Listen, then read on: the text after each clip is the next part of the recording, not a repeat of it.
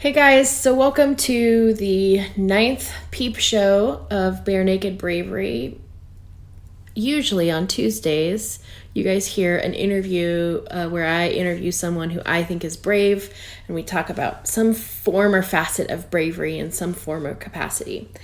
On these other little episodes, peep shows, I give you a peep behind the curtain of what's going on in my life with bravery and how I'm experiencing bravery on a day-to-day basis.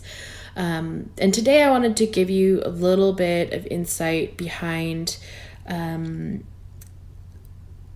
story of what I've gone through in the last couple years. And this has to do with a little bit of what Amber has mentioned in our episode where she talks about the fact that people get addicted to a lot of different things in life. It is generally a running away from the feelings that we're actually feeling, and we're trying to numb those feelings with something else. And I know we talk a lot about dreams and dreaming big and setting big goals and all of that, and I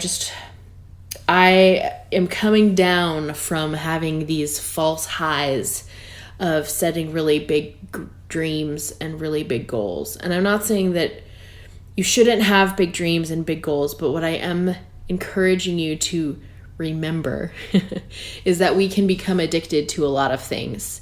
And sometimes the highs that we get from going, yes, I'm going to conquer the world, those are just as addictive as smoking or alcohol or an eating disorder or binging on Netflix or whatever. Those can just be just as much of an avoidance of the real things that are going on in our lives. Some of the ways that I've experienced that for myself in the past year or two has been quite literally with the album that I am still waiting to raise money for. And this is not me asking you for money for it. Nope. That is not what this is for. I just want you to know that, over a year ago, I set aside this time, the season of life and I set these big goals to record an album and then release it and do a big, huge tour right afterwards. And a lot of the funding for this album and this big release, it completely fell through, like absolutely fell through. And I could do nothing about it, but have what I thought was going to be a miserable summer wallowing in the stagnancy of not having a big dream come to fruition. And yes, there was a lot of wallowing for sure. But I want you to know that the wallowing is definitely part of what happens after you get like let down from these big highs of setting a big goal. And I think what I want you to know is that when you do get let down and realize that the big high that you had set for a big goal, when you recognize that it's just a high that you were going for or that you were seeking and searching, a lot of clarity can come about, especially if you have some good supportive people around you who are willing to hold space for your wallowing, yet can encourage you to get up and make it happen yourself. If you really want it, make it happen for yourself. So I think that seeking out, I was recently given some advice by our lovely podcast guest, Barry Tessler, and she encouraged me to create basically an advisory board for myself, which I think is a phenomenal thing. I'm always talking about how helpful it is. Like in my music studio, I have all of my favorite records from all my favorite songwriters. They're hanging on the wall so that whenever I'm practicing, I'm looking and soaking in basically their brilliance. When I'm writing my own songs, I can look up and go, okay, what would Joni Mitchell do in this situation? Or what would Joan Jett say in this awful situation? And I think it's creating an advisory board is something that I've already done in one form or capacity, but I would encourage you, what I'm, fast forwarding to today, what I'm working on today is creating an advisory board of people who I respect and admire, who can give me some insight on areas of life that I don't have experience or expertise in.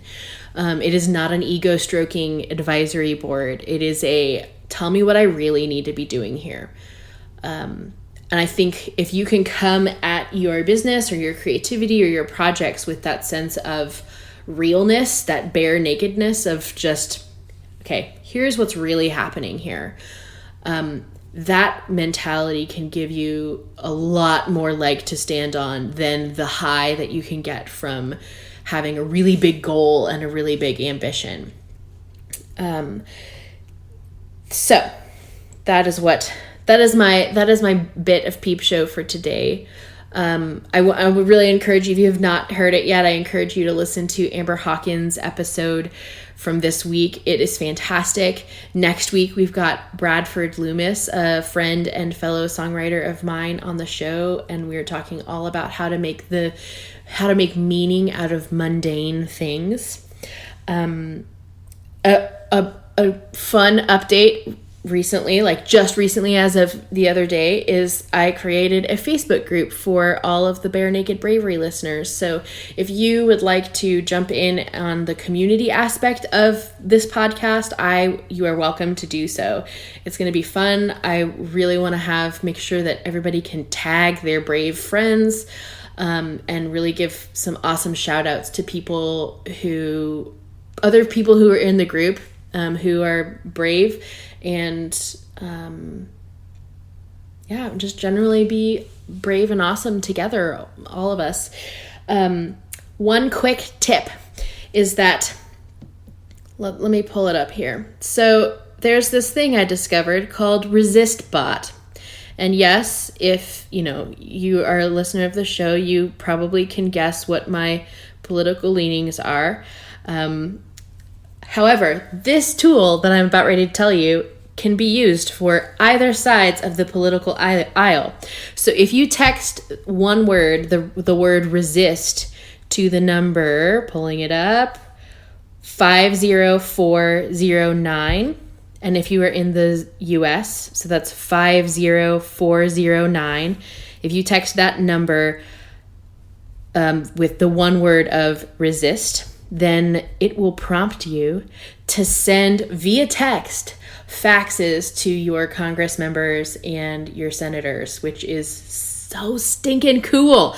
I think this week alone, I have stood up for the things that I believe in and the issues that are being voted on by the House and Senate. I think I've sent out faxes at least, I'm looking right now, at least 6 to 10 times. 6 to 10 different issues that I've used the ResistBot for. So resist what you want, because friction is part of bravery. But if you text the number 50409, if you text resist to 50409, then it will prompt you to do your own little resistance for the things you believe in and things you are standing up for. So, you guys are awesome. I'm really encouraged by some of the great feedback and outreach and warm notes of encouragement that I've gotten over the last week or two. And I want you to be well, be brave, be vulnerable, because we really do need more of your bare naked bravery.